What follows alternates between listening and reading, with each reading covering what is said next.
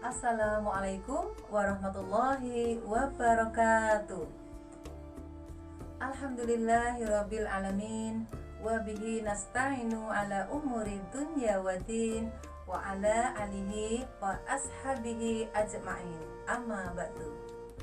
Pertama-tama marilah kita panjatkan puji dan syukur kehadiran Allah Subhanahu wa taala yang senantiasa melimpahkan rahmah dan hidayahnya kepada kita sehingga kita bisa melaksanakan perintahnya dengan baik. Sholawat dan salam semoga senantiasa terlimpah kepada junjungan Nabi kita, Nabi Muhammad Sallallahu Alaihi Wasallam, yang melalui perjuangan beliau dan para sahabat sehingga kita bisa menikmati nikmatnya iman dan indahnya Islam. Begitu juga kepada keluarganya, sahabatnya, dan para pengikutnya hingga akhir zaman kelak. Amin ya robbal alamin. Bapak, Ibu, dan anak-anak sekalian yang dirahmati Allah, pada kesempatan kegiatan ceria Ramadan kali ini, Ustadzah ingin menyampaikan satu materi yang ringan tapi nilainya, pahalanya besar. Pada bulan Ramadan, setiap mukmin tentu saja akan berlomba-lomba mendapatkan pahala yang sebanyak-banyaknya. Biasanya kita akan berlomba dengan cara beribadah sebanyak-banyaknya. Namun kita kan tentu saja tidak akan mampu kalau harus sholat semalaman, tilawah sepanjang waktu.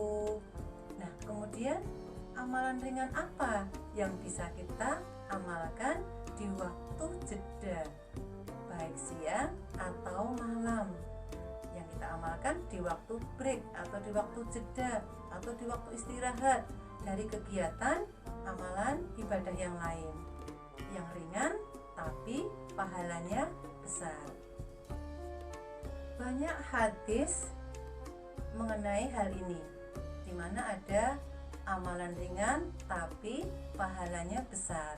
Salah satunya kalimatan khafifatan ala lisan, sakilatan fil mizan, habibatan ila ar-rahman, subhanallahi wa bihamdi, subhanallahil azim.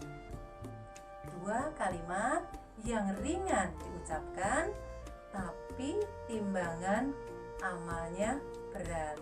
Bahkan disebutkan timbangannya atau beratnya melebihi dari gunung Uhud. Kemudian masih disebutkan lagi habibatan ila ar-rahman, Allah cinta kalimat itu, subhanallahi wa bihamdi, subhanallahil azim. Ringan diucapkan, pahalanya besar. Kemudian apakah ada amalan ringan yang lain yang bisa kita lakukan di waktu break atau di waktu jeda kita dari kegiatan kita? Tentu saja masih ada. Misalnya kita mendapatkan atau kita punya ilmu yang baik seperti ini, atau mendapatkan konten yang baik, konten agama, kita bisa untuk mendapatkan pahala. Caranya seperti apa? Kita bisa broadcast atau kita kirim ke teman kita satu orang, kemudian teman kita membuka, berarti teman kita dapat pahala mencari ilmu. Yang mengirim tadi dapat pahala sudah mengajak untuk menuntut ilmu. Kemudian temannya tadi yang sudah membuka, artinya mendapat pahala ilmu tadi karena menuntut ilmu, dia memberikan ke temannya yang lagi yang lain. Nah, kemudian pahalanya terus mengalir dari orang-orang yang mendapatkan ilmu tadi. Kemudian orang yang mendapatkan ilmu mengamalkan, berarti yang mengirim pun dapat pahala sebagaimana yang diterima oleh orang yang mengamalkan. Seandainya itu kita lakukan, tentu saja itu akan bergulir dari orang yang satu ke yang lain tanpa kita sadari, dan pahala kita tentu saja akan semakin banyak. Ringan bukan? Nah, dari amalan ini tadi kita bisa ambil kesimpulan. Dengan mengirim berarti kita sudah dapat amalan 3. Menuntut ilmu, mengajak, mengamalkan. Menuntut ilmu, mengajak, dan mengamalkan. Ini terus berlangsung, maka pahalanya akan terus mengalir. Dari 2 kalimat yang ringan, yang pahalanya besar ini, yaitu subhanallahi wa bihamdi, subhanallahil azim, yang kita lakukan atau kita kirim kepada yang lain, ini pun sesuai dengan kalimat mandala ala khair. Artinya, siapa yang menunjukkan satu kebaikan, dia dapat pahala yang sama dari orang yang mengikutinya. Kemudian, mansana li sunatin hasana. Siapa yang memberikan contoh kebaikan agama, ya, maksudnya contoh kebaikan agama, kemudian diikuti, maka dia akan mendapatkan pahala yang sama seperti orang yang mengikuti. Ringan dan mudah, bukan? Nah, demikian yang bisa Ustazah sampaikan.